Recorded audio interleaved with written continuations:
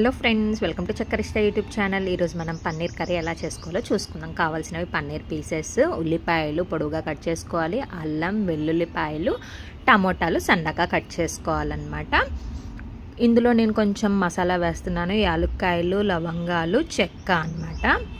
Oil కొంచెం వేసుకొని ముందుగా మనము పన్నీర్ పీసెస్ని కొంచెం లైట్గా ఫ్రై చేసేసుకుందాం. కొంచెం హీట్ అవ్వగానే ఆయిల్ని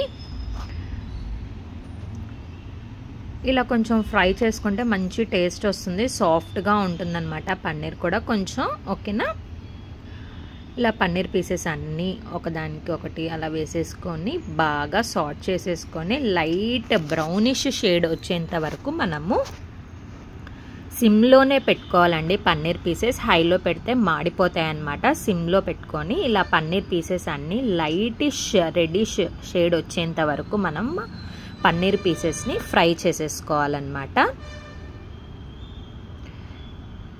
ఇదిగోండి, ఇలా కొంచెం సేపు ఉండగానే ఆయిల్ మొత్తం అలా వచ్చేసేసి మనకు రెడ్డిష్ షేడ్ కనిపిస్తుంది కదండి. ఇలా మనం ఫ్రై చేసేసుకోవాలి పన్నీర్ పీసెస్. ఈ పన్నీర్ కర్రీ అయితే సూపర్గా ఉంటుంది. రైస్లోకైనా, రోటీలోకైనా, బిర్యానీలోకైనా, దేంట్లోకైనా సూపర్ కాంబినేషన్ అండి.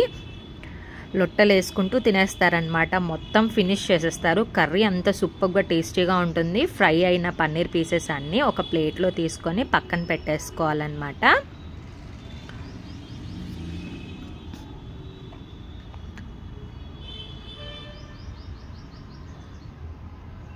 ఇదిగోండి, ఇలా పన్నీర్ పీసెస్ అన్నీ పక్కన పెట్టేసుకోవాలి.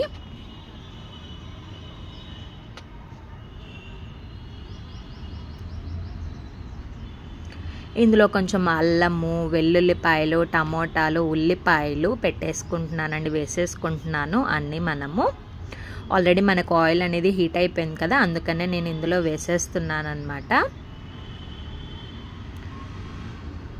కొంచెం మంచిగా కలిపేసుకోండి. టమోటా పీసెస్ చూడండి ఇలా లావుగానే కట్ చేసుకున్నాను. కొంచెం గ్రేవీగా వస్తుందన్నమాట ఈ కర్రీ.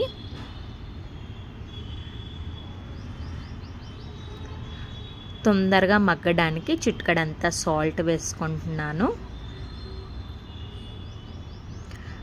మనం సాల్ట్ వేయడం వల్ల కర్రీ అనేది తొందరగా ఉడుకుతుందన్నమాట. ఏ కర్రీలో అయినా కానీ సరే మనం ఇలా తాలింపు పెట్టేశాక వేసేసుకున్నాం అనుకోండి, తొందరగా అయిపోతుంది. ఒక పచ్చిమిరపకాయ పొడవుగా కట్ చేసుకొని వేసుకుంటున్నానండి. వీటిని చల్లారనివ్వాలన్నమాట. మనము కొంచెం మగ్గాక చల్లారనిచ్చాక మిక్సీ పట్టుకుంటామన్నమాట. అందుకనే నేను టమోటా పీసెస్ కొంచెం లావుగా కట్ చేసుకున్నాను. ఇలా ఈ మిశ్రమాన్ని టమోటాలు, ఉల్లిపాయలు, పచ్చిమిర్చి, అల్లం, వెల్లుల్లి అన్నీ వేసాం కదండి, వీటిని చల్లారాక మిక్సీ పట్టుకోవాలన్నమాట. మనకి ఇది మగ్గింది అనగానే ఆయిల్ అంతా కొంచెం పైకి తేలుతుంది చూడండి. ఇదిగోండి, నేను ఇందులో అయితే వాటర్ ఏమీ వెయ్యట్లేదన్నమాట. మనం ఇందాక ఫ్రైకి వేసుకున్న ఆయిలే సరిపోతుంది ఇందులో.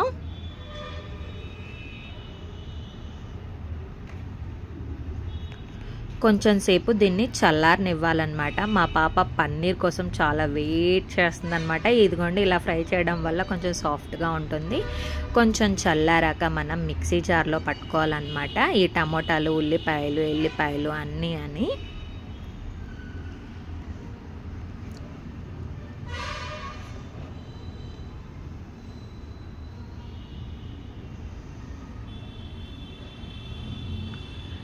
ఇదిగోండి, మిక్సీ పట్టేసుకున్నాం కదా, కొంచెం ఆయిల్ వేసుకోవాలన్నమాట.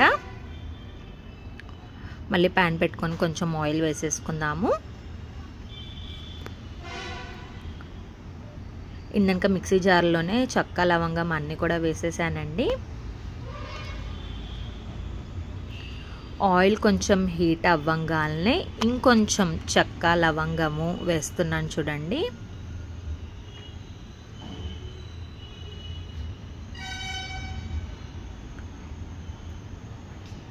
మనం ఈ ప్యూరీనే మంచి టేస్ట్ ఉంటుందన్నమాట.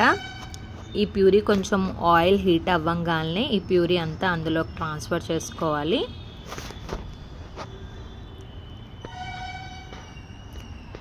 ఆయిల్ హీట్ అయిందండి, కొంచెం బిర్యానీ ఆకు వేస్తున్నాను ఇందులో. ఇందాక మనం మిక్సీ పట్టుకున్న ప్యూరీ కూడా ఇందులో వేస్తున్నానండి. అవసరమైతే కొంచెం వాటర్ కూడా వేసుకోండి మీకు కొంచెం చిక్కగా అనిపిస్తే.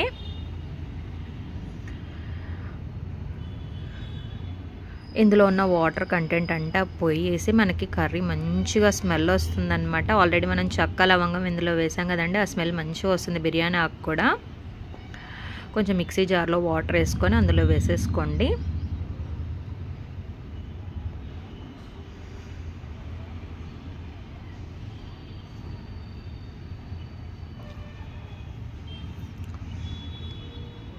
మీరు కూడా ట్రై చేశారా అండి ఇదివరకు ఎప్పుడైనా కానీ పన్నీర్ కర్రీ ఇలా టమాటాస్తో? ఒకవేళ చేసుంటే కామెంట్ చేయండి. చేయకపోతే ఖచ్చితంగా ఈ వీడియో మొత్తం చూసి మీరు కూడా ట్రై చేస్తారని అనుకుంటున్నాను. ఇలా బబుల్స్ అంతా వచ్చేస్తుంది చూడండి. కొంచెం చిక్కబడేంత వరకు ఈ కర్రీని కొంచెం ఉడకబెట్టాలన్నమాట. మగ్గనివ్వాలి బాగా. మగ్గాక మనకు ఆయిల్ అంతా పైకి తేలుతుందన్నమాట.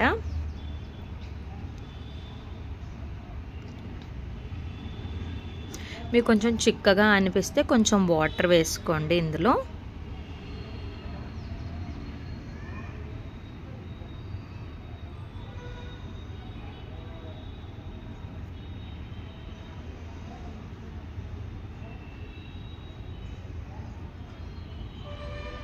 కొంచెం చిటికెడంత పసుపు వేస్తున్నానండి ఇందులో. కొంచెం గరం మసాలా పొడి అండి ఇది. నేను ఇంట్లోనే చేసుకుంటానన్నమాట గరం మసాలా పొడి. నేను కారం అయితే ఒక్క పచ్చిమిరపకాయ వేసాను ఇందులో.